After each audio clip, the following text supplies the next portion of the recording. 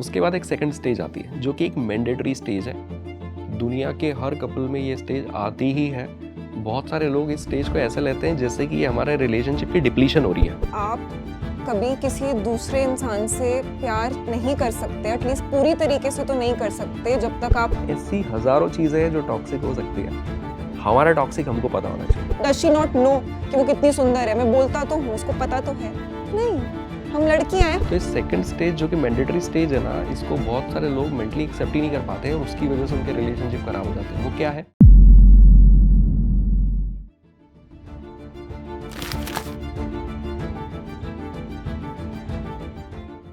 मेरा इसी पे आप दोनों से एक फॉलोअप सवाल है, और सवाल ये है कि आई वॉज सीइंग समवन और हमारा कैजुअली था कि यार नथिंग सीरियस, कुछ नहीं, ऐसे ही मज़े के लिए सब कुछ चल रहा है। लेकिन मुझे सीरियस हो गया फिर, लेकिन उसके बाद कैजुअली था। बट ऐसी सिचुएशन में क्या करूँ, क्योंकि हमने डिसाइड ही किया था कि कैजुअल चलेगा सब कुछ, बट मेरे तो सब कुछ सीरियस हो गया था। तो ऐसी सिचुएशन में क्या करूँ? मुझे लगता है कि मैं आप सब लोगों को एक छोटी सी चीज़ बताता हूँ। हॉरर मूवी देखते तो डर लगता है। क्यों लगता है? हमको तो पता है कि मूवी है, फिर क्यों लग रहा है ना? कई लोगों को झूला झूलने से डर लगता है ना, राइड वगैरह से। क्यों लगता है? दिख तो रहा है कि किसी को कुछ नहीं हो रहा है, डर किस बात का है ना? यानी अगर हमारे कॉन्शियसली कोई चीज़ डिसाइड करने से अगर वो हो जाती तो हमें दुनिया में किसी चीज़ का डर होता क्या? स्टेज पे जाने का डर होता, हॉरर मूवी का डर होता, अंधेरे का डर होता, झूले का डर होता, इसका डर उसका डर, कुछ होता है क्या? कॉन्शियसली हमने डिसाइड किया कि कैजुअल रिलेशनशिप रखना है, बट आपका सबकॉन्शियस ब्रेन उस लॉजिक को नहीं समझता। ठीक है, वो तो धीरे धीरे ट्रेन हो रहा है। किसी इंसान के साथ अगर अच्छा लग रहा है ना, तो सबकॉन्शियस जो सबकॉन्शियस ब्रेन है वो तो एक बॉन्ड क्रिएट कर रहा है। बॉडी अगर ऑक्सीटोसिन रिलीज कर रही है, किसी इंसान के साथ बैठकर बात करने में मज़ा आ रहा है, ठीक है, तो सबकॉन्शियस ब्रेन को तो उसकी आदत लग रही है, वो तो ट्रेन हो रहा है।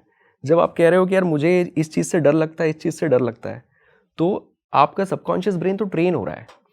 तो रिलेशनशिप में सिचुएशनशिप हो गया, कैजुअल डेटिंग हो गया, ये सिर्फ सारे कॉन्शियस थॉट्स हैं। हमारा सबकॉन्शियस ब्रेन लॉजिक नहीं समझता कि आपने क्या डिसाइड किया था। उसने जो चीज़ आज तक सोची है, उसके बारे में जो फीलिंग्स डेवलप की है, वो उसके हिसाब से ही फंक्शन करेगा, है ना? तो ये कुछ बेसिक्स है। जैसे एक और चीज़ है जो मैं आपको बताता हूँ कि एक छोटा सा एक्सपेरिमेंट करें। आप सब लोग अपनी आँख बंद करेंगे 1 मिनट, और जो मैं बोलूँगा वो आपको इमेजिन करना है। ठीक है, एकदम रिलैक्स हो जाए। अपने आप को इमेजिन करें कि आप अपने घर के किचन में खड़े हैं जहाँ पर रेफ्रिजरेटर रखा है। आपने उस रेफ्रिजरेटर को ओपन किया, उसके अंदर कुछ लेमन्स रखे हुए हैं। सबसे बड़ा और सबसे जूसी लेमन जो दिख रहा है वो आपने उठाया, उसको अपने नॉस्ट्रिल के पास लाए, थोड़ा स्मेल किया। फिर आपने एक शार्प नाइफ लिया, उस लेमन को बीचों बीच से काटा, एक स्लाइस अपने हाथ में लिया, मुंह ऊपर किया, जुबान बाहर निकाली और पूरा स्लाइस आपने स्क्वीज कर दिया अपने मुंह में। अब आप आंखें खोल लें। कैसा लगा? कैसा लगा? खट्टा लगा? मुंह में पानी आया? ये सब कुछ हुआ, पर लेमन कहाँ है? यानी कि हमारी बॉडी भी लॉजिक नहीं समझती और हमारा सबकॉन्शियस ब्रेन भी लॉजिक नहीं समझता। लेमन नहीं है, ये सिर्फ आपका कॉन्शियस थॉट है, ये आपका कॉन्शियस ब्रेन जानता है। तो आप कॉन्शियस ब्रेन के साथ ज़िंदगी के बहुत सारे डिसीजन ले रहे हैं, तो वो वैसे ही टर्न आउट होंगे, ज़रूरी नहीं है। आपकी बॉडी कैसे फंक्शन कर रही है, अगर आपकी बॉडी ऑक्सीटोसिन रिलीज़ कर रही है, किसी के साथ बैठकर बातें करके आपको मज़ा आ रहा है, एक सबकॉन्शियस बॉन्ड क्रिएट हो रहा है, तो उधर प्यार होगा, वहाँ इंगेजमेंट होगा, उस इंसान के साथ एक कनेक्शन बनेगा और आपका वो जो कॉन्शियस थॉट था ना, वो अपनी जगह रह जाएगा कैजुअल डेटिंग का, सिचुएशनशिप का। तो ये सब वर्क नहीं करता है। तो हम लोगों ने क्या किया कि हम लोगों ने अपनी सहूलियत के लिए इन टर्म्स को बना दिया, क्योंकि सहूलियत क्या पता है? प्रलोभन ये कि यार मुझे ज़्यादा जिम्मेदारी पूरी करनी नहीं है रिलेशनशिप की, मुझे इसमें ज़्यादा पढ़ना नहीं, ज़्यादा टाइम डालना नहीं है, बट हैंग आउट करेंगे, मज़ा आएगा, टाइम स्पेंड करेंगे। जितना बात कर रहा है, अभी तो चैट करके मज़ा आ रहा है ना, तो अभी ये करते हैं, ज़्यादा सीरियस नहीं होंगे। ये सारे कॉन्शियस थॉट है। तो हमने अपने आप को ऐसा मान लिया है कि अगर हमने कॉन्शियसली कुछ सोच लिया है तो वो वैसा ही हो जाएगा। इसलिए बस मैंने आपको एक्सपेरिमेंट करवाया कि हमारी बॉडी जो है वो भी लॉजिक नहीं समझती, सबकॉन्शियस भी लॉजिक नहीं समझता। अगर आप कह रहे हो कि मैं उसके बिना रह नहीं सकता, तो आपके अंदर एंग्शियसनेस आ जाएगी, अभी हार्ट बीट बढ़ जाएगी। आपने बोला, बॉडी ने मान लिया, है ना? क्योंकि उसको लॉजिक नहीं पता। आप कह रहे हो कि यार मैं उसके बिना जी नहीं सकता, तो आपके अंदर वो एंशियसनेस, वो नर्वसनेस, वो टेंशन, वो भारीपन, वो हार्ट बीट बढ़ जाना, वो सब कुछ होगा, क्योंकि आप बोल रहे हो और बॉडी कर रही है। वो आपकी बॉडी का एक एक सेल आपकी हर बात पर रिस्पॉन्ड करता है। आपने जो कह दिया वो उसको सच मान लेता है ना। और सबकॉन्शियस भी लॉजिक नहीं समझता। तो ये जो सारे फंडे हैं ना, ये बस बन गए हैं, इसके पीछे कोई साइंस है, they are not backed by the psychology कि ये हमने सोच लिया है कि कैजुअल रखना है, तो साइकोलॉजी भी इस चीज़ को सपोर्ट करती है कि हाँ ये ऐसा हो सकता है। उसका एग्जीक्यूशन पॉसिबल ही नहीं है, वो वैसा बना ही नहीं है। वो बस हमारे मन की शांति है कि बस आज हमको करना था, हमने कर लिया।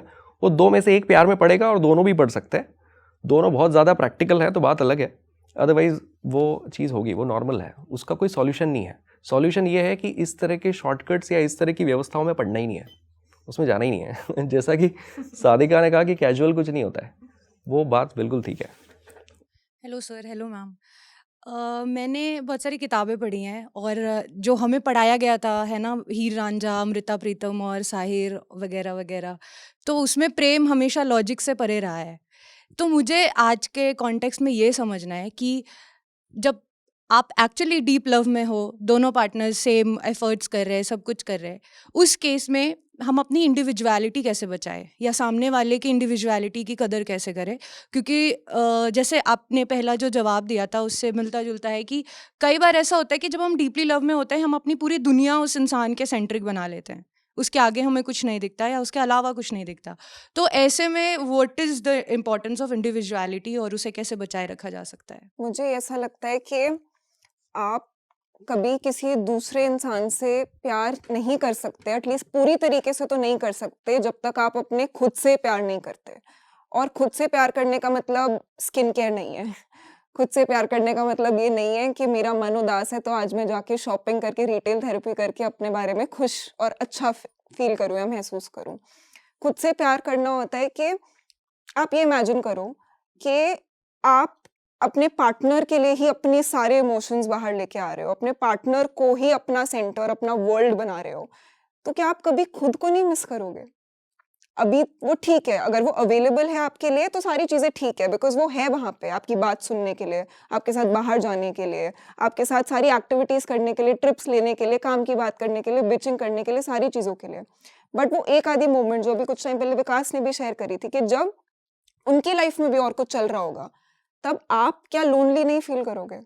तो ऐसे में मेरे को लगता है कि खुद से प्यार ना करना इज़ अ बिग डिससर्विस, मतलब अपने आप के साथ गलत कर रहे हो।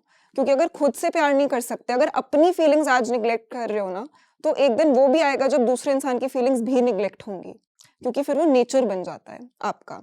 अभी आप अपनी चीज़ें, अपनी ज़रूरतें नज़रअंदाज कर रहे हो, कल को ये नज़रअंदाज़ी जो शायद आपका पार्टनर आपसे मांग नहीं रहा, बट आप विलिंगली दे रहे हो, आपका मन कर रहा है कि नहीं कोई बात नहीं, मैं अपने दोस्तों के साथ आज बाहर नहीं जाऊंगी because I want to spend time with you.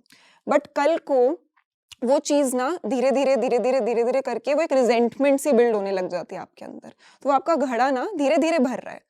आज शायद इस एक ड्रॉप से आपको फर्क नहीं पड़ेगा, बट कल को जाके वो एक ऐसी छोटी सी चीज़ होगी जब आपका पार्टनर शायद आपके बहुत छोटा सा एफर्ट नहीं समझेगा, बट वो छोटा सा रहेगा नहीं वो एफर्ट, वो होगा वो इतने 3 साल की वो रिलेशनशिप जिसमें आपने अपना सब कुछ दे दिया उस इंसान को, बट उस दिन क्योंकि वो ये नहीं समझा कि क्यों आप उसके साथ एक पार्टी पे नहीं जा सकते, या फिर क्यों आप उसके साथ यहाँ पे मूव नहीं कर सकते या कोई भी चीज़ नहीं कर सकते, उस मोमेंट में वो 3 साल की जो आप सैक्रिफाइस कर रहे थे, वो सारा का सारा उस दिन फट जाएगा। और उस मोमेंट में वो चीज़ बहुत ज़्यादा इलॉजिकल और इरैशनल लगेगा कि शायद सिचुएशन के अनुसार मेरा जवाब ही नहीं था, वो बहुत डिस्प्रपोर्शनल लगेगा। तो वो चीज़ें वहीं पे टैकल कर लेनी चाहिए।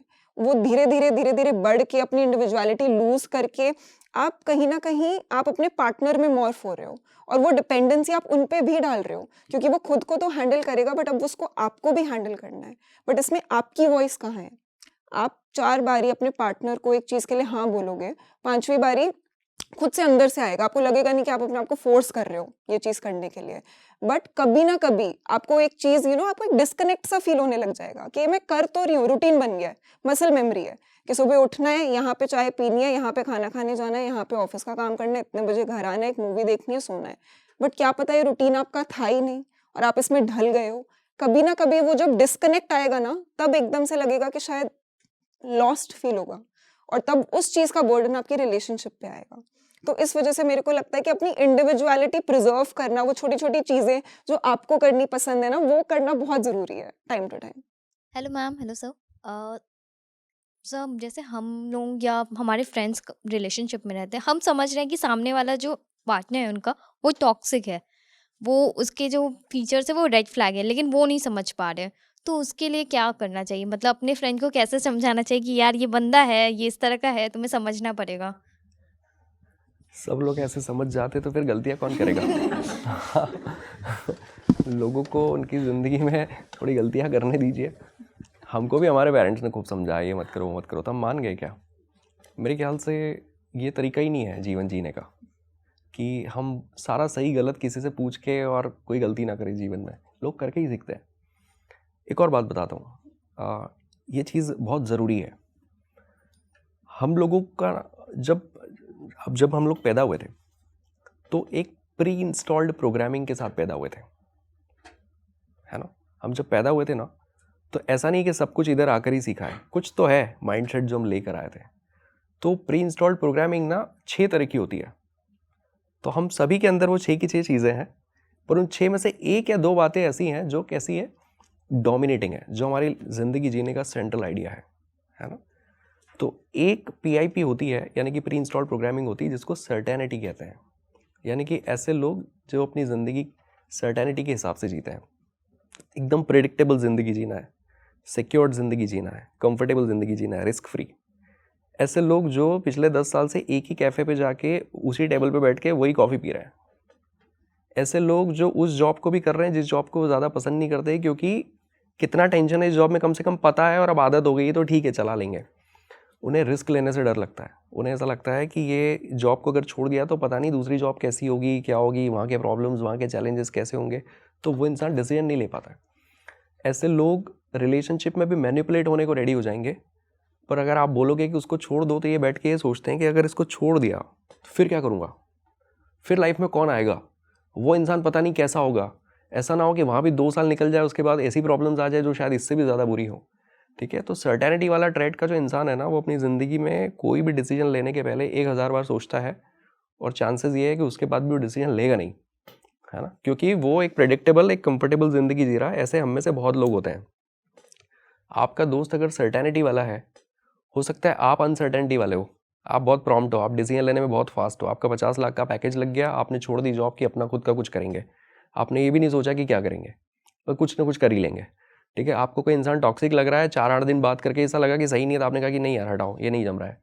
तो आप इतने प्रॉम्प्ट हो डिसीजन लेने में, बट सर्टेनिटी वाला इंसान नहीं होता। तो हमें ऐसा लगेगा कि यार ये इंसान फैसला क्यों नहीं लेता इसकी लाइफ में, इसकी दिक्कत क्या है। हमको ऐसा लगेगा कि ये गलत कर रहा है ना? पर उसके हिसाब से आप गलत हो। यार तुम इतने मजाक में जी रहे हो लाइफ, तुम जिस हिसाब से डिसीजन ले रहे हो, तुम जितना हल्के में चीज़ें लेते हैं, ऐसी ज़िंदगी नहीं जी जाती। उनके स्टेटमेंट ये रहेंगे। तो सर्टेनिटी वाला ही रहेगा, चाहे आप उसका कितना भी भला चाह लो या आप उसके लिए कितनी भी अच्छी अच्छी अपॉर्चुनिटी लेकर आ जाओ, है ना?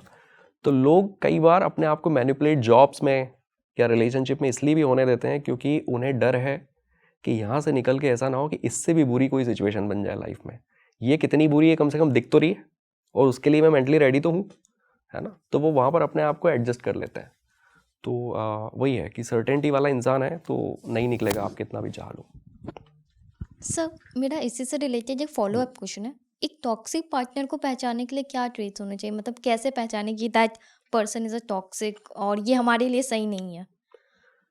टॉक्सिक पार्टनर, टॉक्सिसिटी के तो कईयों ऐसे ट्रेट्स हैं कि जो आपको किसी के अंदर दिख रहे हैं, तो आपको लग सकता है कि यार ये बहुत टॉक्सिक है, मुझे नहीं चलेगा।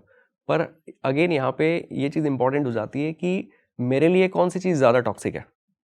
मान लीजिए मुझे रिलेशनशिप में तू तड़ाके से बात करना, गाली गलौज करना पसंद नहीं है, और कोई कपल ऐसा है जो एक दूसरे को दिन भर एंचो वेंचो और ऐसे बातें करते रहते हैं, उनके बीच में जब सब चलता है ना?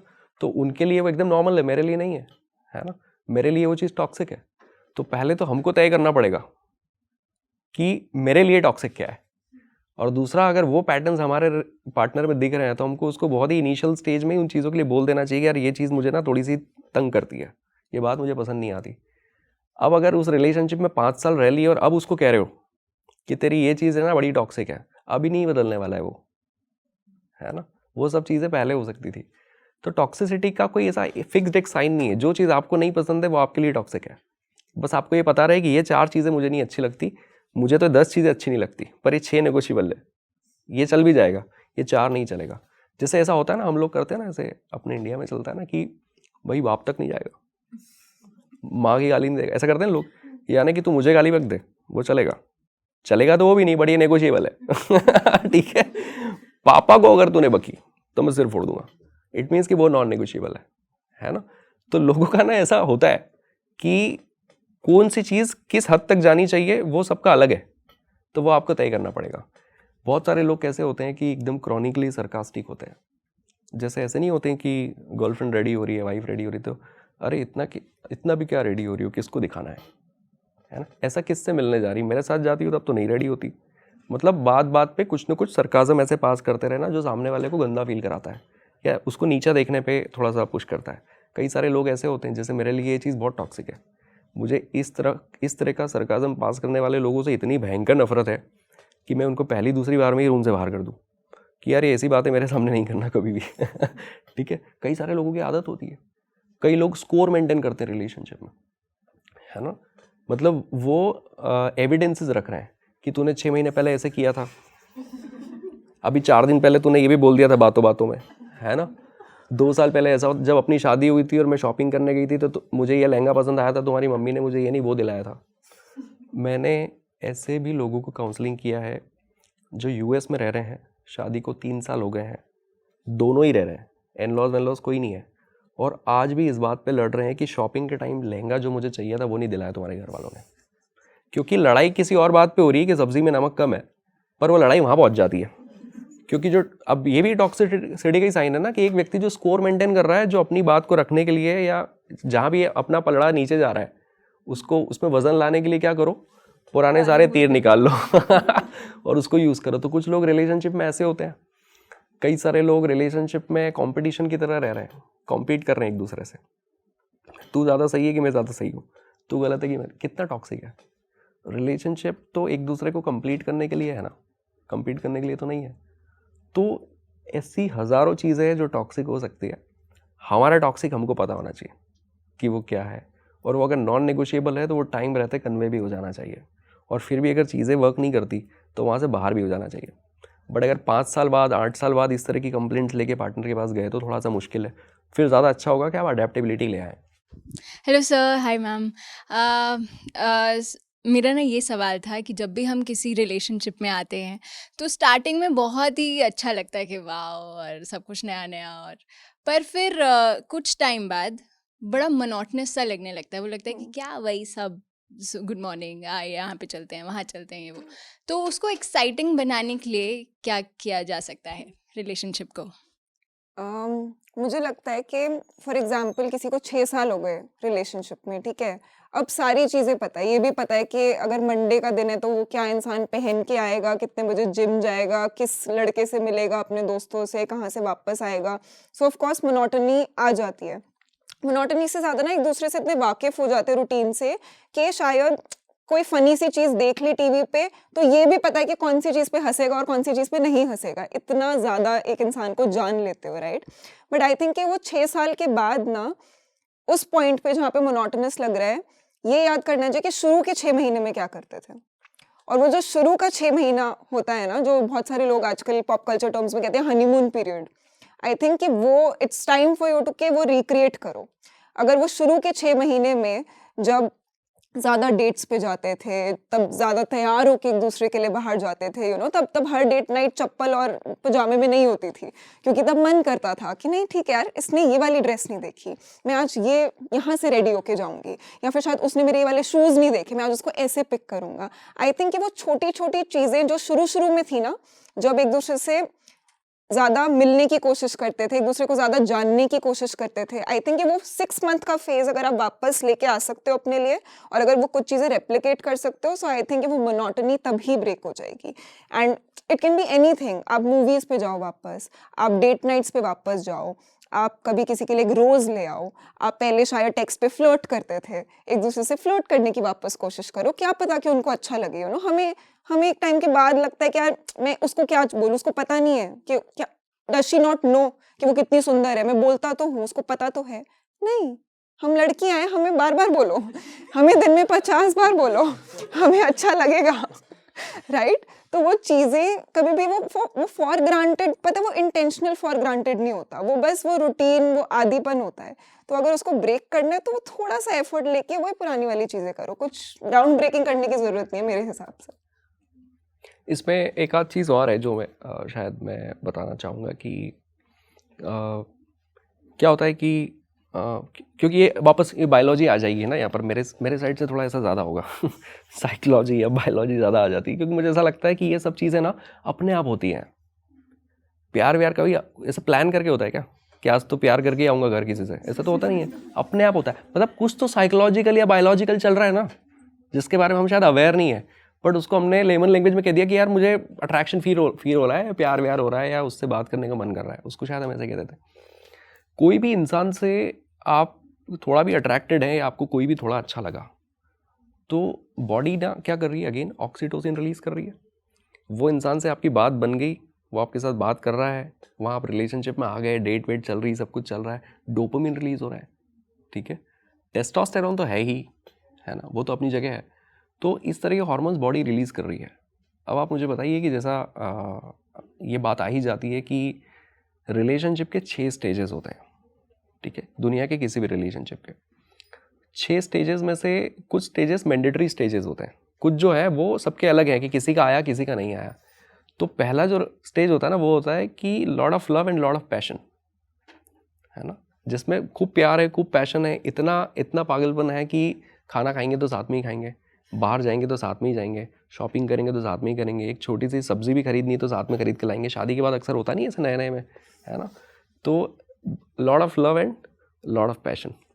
उसके बाद एक सेकंड स्टेज आती है जो कि एक मैंडेटरी स्टेज है, दुनिया के हर कपल में ये स्टेज आती ही है। बहुत सारे लोग इस स्टेज को ऐसे लेते हैं जैसे कि ये हमारे रिलेशनशिप की डिप्लीशन हो रही है, ड्रॉप हो रहा है, इसका वो लेवल गिर रहा है, और वो घबराते हैं और एंशियस होते हैं और उस पर लड़ना झगड़ना शुरू करते हैं और परेशानी क्रिएट करते हैं। अब हम पहले जैसे नहीं रहते हैं, अब हमारे बीच में वो बात नहीं है, ये नहीं है, वो नहीं, दुनिया भर की दिक्कतें हैं।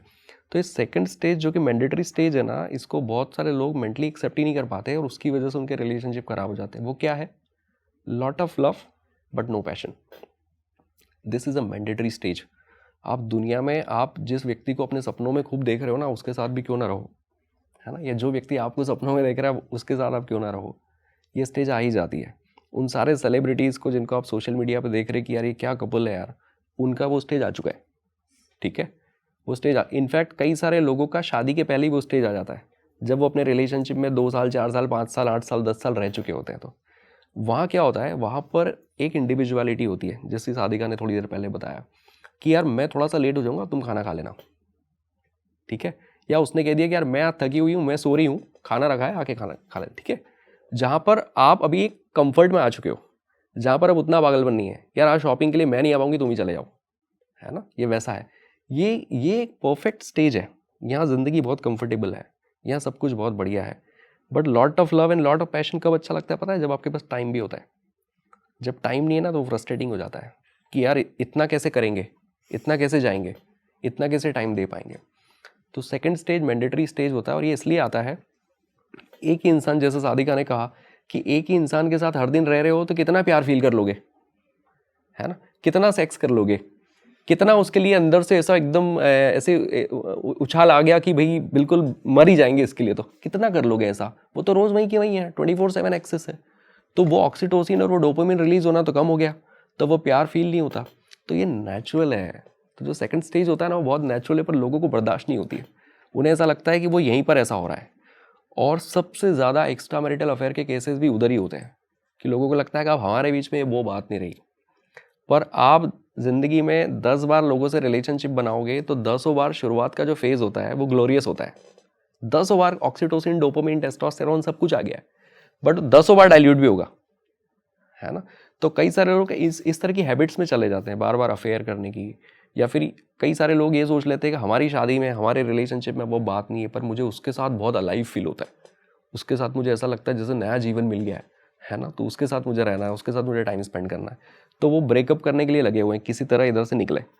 और उधर जाएं, मिसलीड कर रहे हैं खुद को, इन्फॉर्म्ड नहीं है। तो second stage is a mandatory stage, वो आता ही है, उसको बहुत ही ग्रेसफुली एक्सेप्ट करना चाहिए। इसलिए भी एक्सेप्ट करना चाहिए कि ज़िंदगी भर इतना पैशनेट अगर रहोगे तो जीवन के दूसरे काम कब करेंगे? बच्चे भी तो होंगे, करियर भी तो है, घर भी तो बनाना है, गाड़ी भी तो बनानी है, स्पिरिचुअलिटी भी तो है, फैमिली भी तो है, ट्रैवल भी तो है, सब कुछ है। तो ज़िंदगी का बैलेंस बना रहे मेरे ख्याल से, इसीलिए सेकंड स्टेज मैंडेटरी है और सबकी आती है। तो उसको बहुत ही अच्छे से एक्सेप्ट कर लेना चाहिए। मैं मूव ऑन का ट्राई करता हूँ, बट वो एक कॉल आ जाती है कि हेलो कैसा है। मैं ट्राई कर रहा हूँ बट वो हो नहीं रहा मूव ऑन। तो एक सुझाव मूव ऑन तो आप उठा रहे हो वो कॉल?